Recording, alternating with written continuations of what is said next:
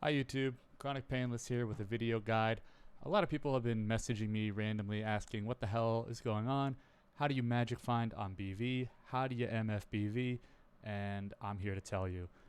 So first thing I'm going to do is go over the essentials, the things that you're going to absolutely need to check off in order to make this build feel good, and then go through some of the more finer points of the build, and then we're going to do a map so you can actually see what it's like to blast a tier 14 unidentified tower. And so, to start, the most important thing in the build by far is maintaining 10 blades.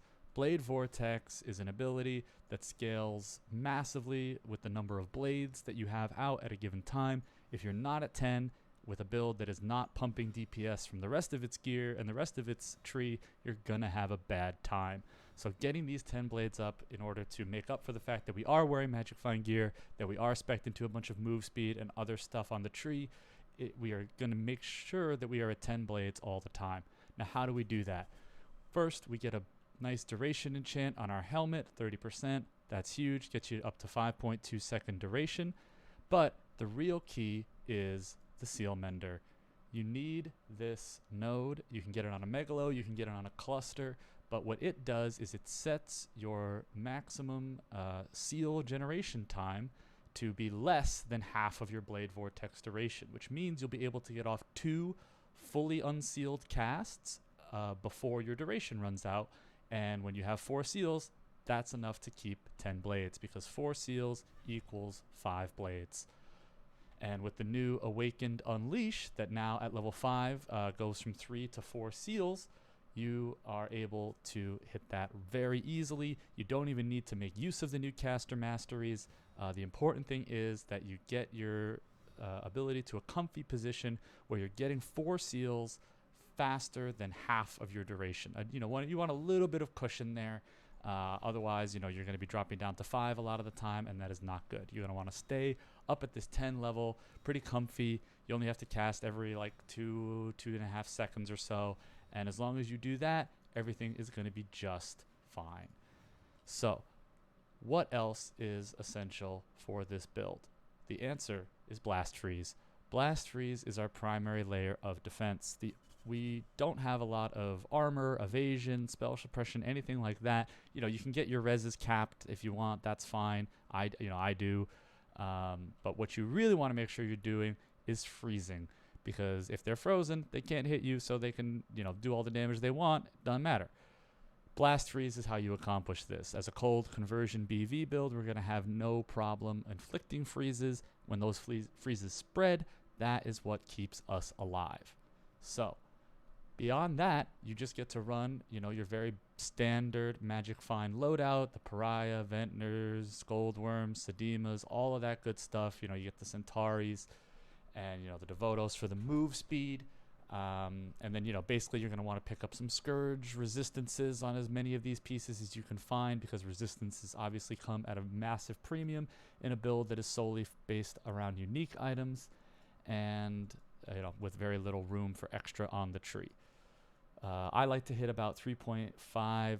Anything above 3k life really is fine. You're gonna find that you're not dying all that much. You will die. I'm not gonna lie to you, YouTube. If this is a build that you're expecting you're gonna level up while you're magic finding, this is not that build. Unless you're a god gamer who can truly just dodge everything, you are gonna get one shot by random stuff sometimes. And so, just be prepared for that. But it's fine. You paid for 6 portals. You got 6 portals. I almost never, ever, brick out of a map unless it's like some kind of crazy reflect shot ground combination. But, pretty much you're going to be fine, even running unidentified maps. As long as you have this here and can easily respec over into the reduce reflected taken and, this little thing over here, you're going to be just fine. So let's talk really briefly about the skill loadout. The skill loadout is your very standard BV. Obviously, you're going to want the Unleash, the Inspiration, Cold Pen, crit damage, power charge. As a occultist, of course, we're stacking massive power charges. That's where our damage is coming from. I got the Vortex on the left click with the Anomalous Surge.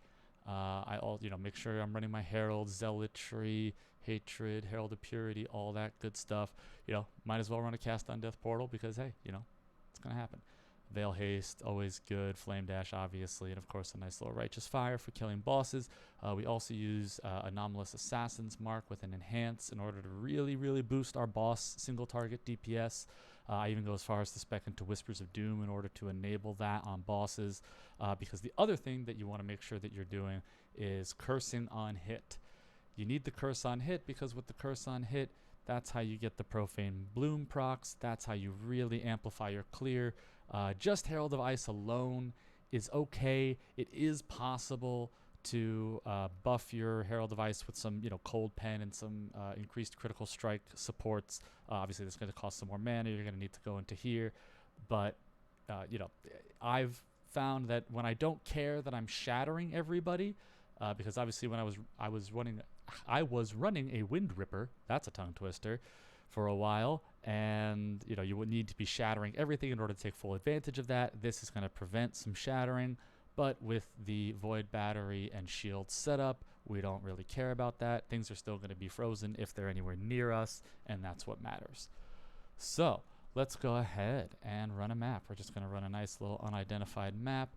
I've got my Sextant set up. I got the increased quantity and pack size and unidentified maps. I've got the Harbingers, and I've got just some other random little pack size and mob count nodes.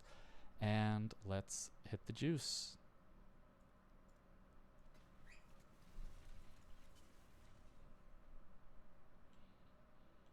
Now this is a very comfortable build. I find that I barely even need to play with two hands most of the time, especially if I have these use when charges full. Obviously, flame dashing is nice, but you can get by without it, especially once you get the headhunter stacks going. And so this is a very wrist-friendly build, and obviously you can just immediately blow up everything as soon as you shift into the Scourge. Why am I so slow in this map? There we go. Now I'm getting the juice, getting the onslaught going, and so. Let's blast a little bit, right? So you can see we're chaining big pops, big profanes, all that good stuff is happening. We really don't have to worry about anything that any of these mobs are doing because they're dead before they can even do it. Obviously you still got to dodge volatiles. You're still going to want to dodge some of those off-screen charge-up attacks. Beyond bosses are pretty much going to be erased as soon as they spawn. But if they do kind of come up in a weird spot like over there, that's when I use the Veil Blade Vortex, throw that out there. I call that my big brother because, you just go hide around the corner and say, go get him, big brother, he was mean to me. And yeah, that's pretty easy. Ooh, a nice little deception contract there. That's good. We'll pick that up. What is this? Bunker, demolition? No. Ancient shard. All right, that's good enough. Do one last shift in the top corner here. All right. And so, yeah, pretty easy first floor. Using the Veil Blade Vortex when you're working on a Harby to go ahead and get that clear going is really nice. But basically, mapping is pretty smooth, right? I mean, stuff just dies, right? Like, who needs defense when everything just dies? My best defense against a pack of mobs is actually flame dashing directly into them and trying to freeze them all. The worst thing I can do is try to run around and kite stuff. I need to, get in there and start blowing stuff up.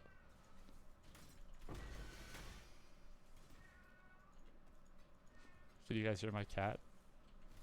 She's fine. She is just a very noisy cat sometimes. She gets worried about me.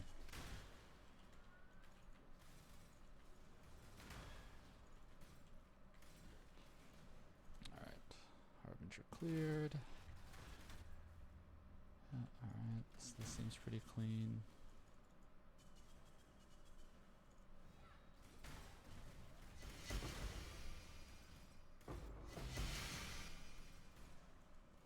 Obviously I have a pretty strict loot filter for doing this. I'm not going to be slowing down to pick up individual Orbs of Alteration and stuff like that, individual alks. Oh, there. Look at that. Hello, nurse. All right. See, and that's what it's all about. We farm nurses. And believe it or not, this loadout, this pack size stacking, these sextants, these div scarabs will net you about a nurse every map and a half. So you know, pretty good, pretty good. And yeah, obviously, you know, you want to make sure you're shifting. Yeah, it's all about the constant shift. You want to get those 300 scourge stacks as soon as possible, because that's where the multiplicative juice starts happening. When you get the IQ, you get the pack size, you get the more quant, all of that together, it's like you're running 12 maps at once. It's amazing. That's the juice. That's what we're juicing.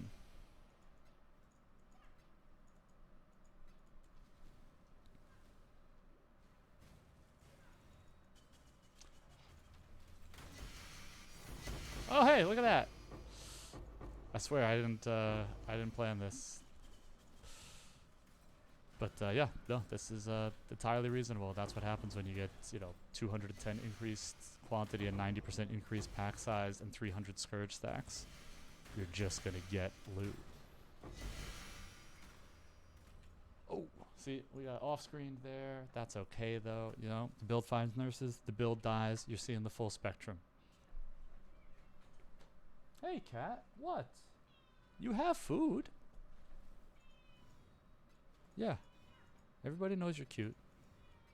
I'm trying to make a YouTube video right now. People need to know about the BV juice. People need to know.